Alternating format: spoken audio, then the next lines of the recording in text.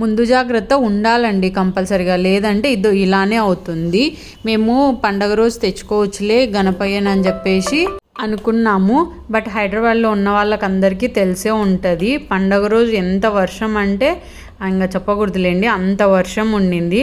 అయినా కూడా కారులో వెళ్ళి మరి మేము గణపయ్యకు కావాల్సినవన్నీ తీసుకున్నామండి. ఇక్కడ మండపాలు ఉన్నాయి, ఆ వర్షంలో కూడా ఈ మండపాలు ఇవన్నీ కూడా తీసుకున్నాము. చిన్న సైజ్ అయితే 100, పెద్ద సైజ్ అయితే 150 అలా. ఈ గణేష్ వచ్చేసి 900, ఈ గణేష్ 700 అలా చెప్తున్నారు. కానీ మా బాబుకి అవి అంత లుక్ అనిపించలేదంట అండి, ఆయనకు లుక్ ఉన్నదే తీసుకున్నాడు.